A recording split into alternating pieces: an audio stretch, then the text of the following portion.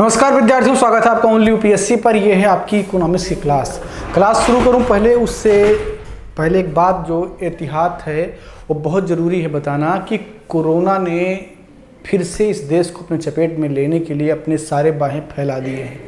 Corona को हराने का सिर्फ एक ही तरीका है, लोगों से दूरी बना करके रखें, मास्क लगाएं और अपने हाथ को सैनिटाइज करते रहें। ठीक है, ये हमारी जिम्मेदारी कि हम आपको बार बार बताएं और आपकी जिम्मेदारी है कि आप इन आदेशों का पालन जरूर करें। इससे आप अपने आप को बचाएंगे, अपने परिवार को बचाएंगे। परिवार बचेगा तो समाज बचेगा, समाज बचेगा तो ये देश और ये व्यवस्थाएं बचेंगी जिनसे हम सब कहीं ना कहीं जुड़े हुए हैं। ठीक है, तो आप जब बहुत ज़रूरी हो तभी घर से बाहर निकलें। चलिए क्लास शुरू करते हैं।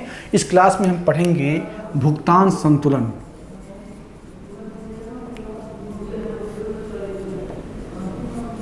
भुगतान संतुलन, ठीक है ना। भुगतान संतुलन क्या होता है इसको समझेंगे हम। तो सामान्यतः ये होता है कि जैसे जब आप अपना घर चला रहे होते हैं या मान लीजिए कहीं आप कमरा लेकर के पढ़ाई कर रहे होते हैं तो आपका एक सोर्स होता है, सोर्स ऑफ इनकम होता है। ठीक है, तो उससे पैसा आपको आता है यानी कि ऐड होता है और उसके बाद में आपके तमाम खर्चे होते हैं। जैसे आप सब्जी लेने जाते हैं, आप रूम का रेंट देते हैं, आप कपड़े खरीदते हैं, आप किताबें खरीदते हैं, ये सब जो है आपके खर्चे में ऐड होते जाते हैं और फाइनली आप महीने में निकालते हैं कि आपने 5,000 रुपये खर्चा कर दिए। ठीक है ना, 5,000 रुपये आपने खर्चा कर दिए। तो जितना आया था उतना आपने अगर खर्चा कर दिया तो आपका जो है स्थिति संतुलित है। लेकिन यदि आया था आपके घर से 5,000 और आपने सोमरस पी लिया या महिला मित्र बना करके होटलों में खर्चा कर दिया और खर्चा आपका 10,000 रुपये का हो गया, ऐसी कंडीशन में 5,000 रुपये आपके ऊपर कर्ज हो गए जिनको चुकाने के लिए आपके पास कोई बैलेंस नहीं है।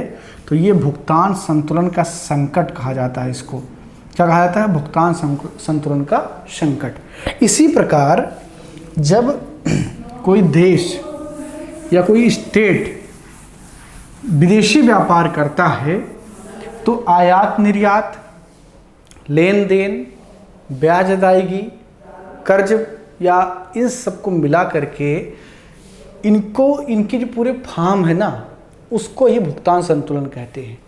तो जब भारत सरकार के ऊपर जो उसे देना है, जो उसकी देयता है वो ज़्यादा हो जाए उसके आय से, यानी कि जो उसकी आमदनी है उससे ज़्यादा उसके खर्चे हो जाएं तो इससे भुगतान संतुलन का संकट कहते हैं, जो कुछ दिन पहले ग्रीस पर आया था।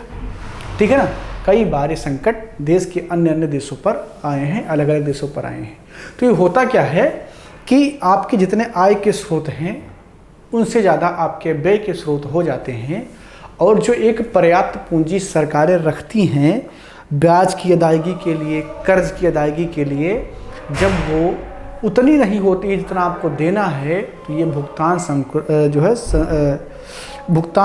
संतुलन का संकट कहा जाता है इसको, अथवा इसे संप्रभु ऋण संकट कहा जाता है। ठीक है, संप्रभु ऋण संकट। संप्रभु इसलिए क्योंकि ये आपके उस कंट्री के ऊपर डेप्थ है और आपके कंट्री के ऊपर अगर कोई उंगली करे, भाई अगर आपने मेरे से कर्ज लेके रखा तो मैं आपको कुछ भी बोल सकता हूँ, ओ तू मेरे कर्ज दे दे, तो ये क्या है, एक उसकी संप्रभुता पर उंगली करना हो गया। इसीलिए क्या कहा जाता है, इसको संप्रभु ऋण संकट कहा जाता है। अब कैसे निकालते हैं भुगतान संतुलन? उसके लिए दो खाते हैं। कौन कौन से? एक तो है आपका चालू खाता और दूसरा है पूंजी खाता।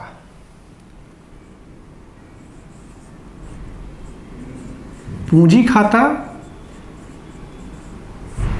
और दूसरा है आपका चालू खाता। एक है आपका पूंजी खाता और दूसरा है आपका चालू खाता। ठीक है, पूंजी खाते को कहते हैं कैपिटल अकाउंट। ठीक है, क्या कहते हैं? Capital account. कैपिटल अकाउंट कहते हैं इसे, और इसे करेंट अकाउंट कहते हैं।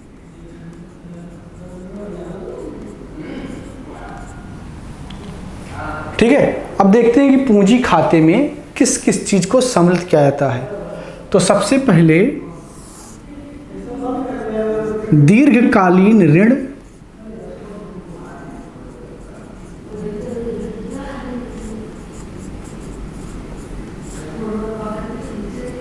दीर्घकालीन ऋण, दूसरा है अल्पकालीन ऋण,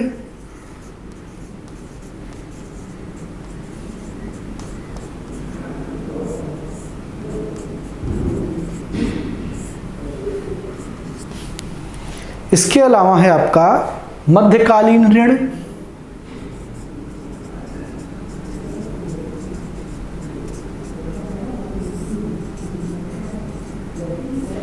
ठीक, और इसके अलावा है वित्तीय खाता।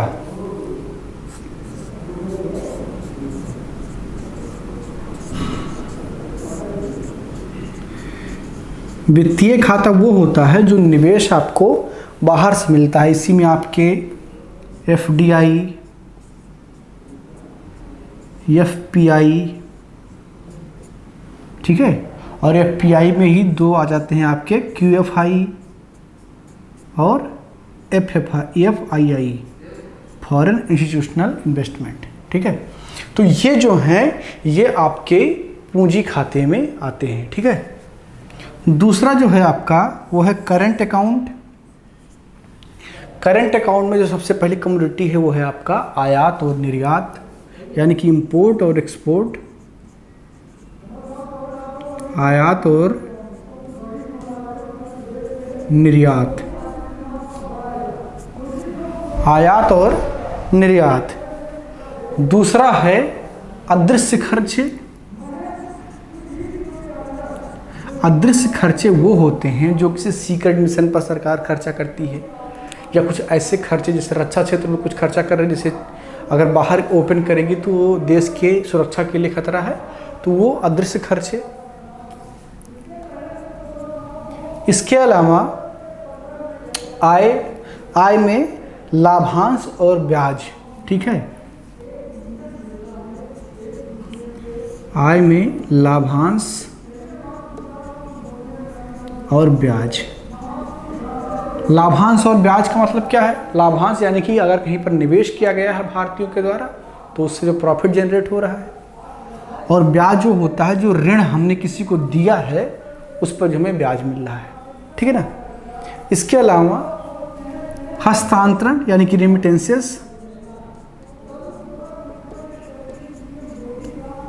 यह भी चालू खाते का कमोडिटी है। इसके अलावा सेवाएं यानी कि सर्विसेज,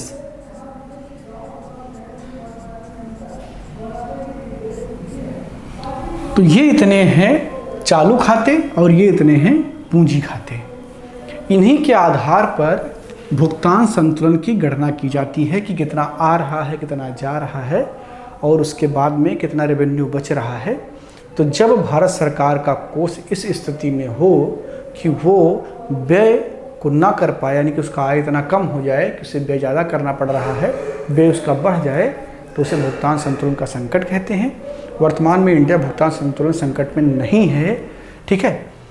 और भुगतान संतुलन संकट से बचने का जो उपाय होता है वो होता है राजस्व खर्चे को कम करना, ठीक है।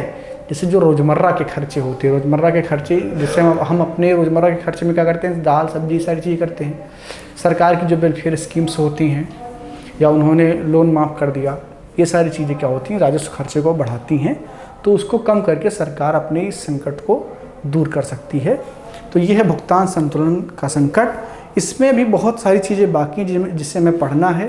थोड़ा सा इसको हम अमेरिकी मंदी और यूरोजोन के संकट से जोड़ करके भी पढ़ेंगे, ठीक है। इससे संबंधित 1-2 कमेटियाँ हैं जिनका अध्ययन हमें करना है, तो वो हम अगली क्लास में करेंगे। इस क्लास में इतना ही। क्लास आपको कैसी लगी कमेंट बॉक्स में लिख करके ज़रूर बताइए। बहुत बहुत धन्यवाद।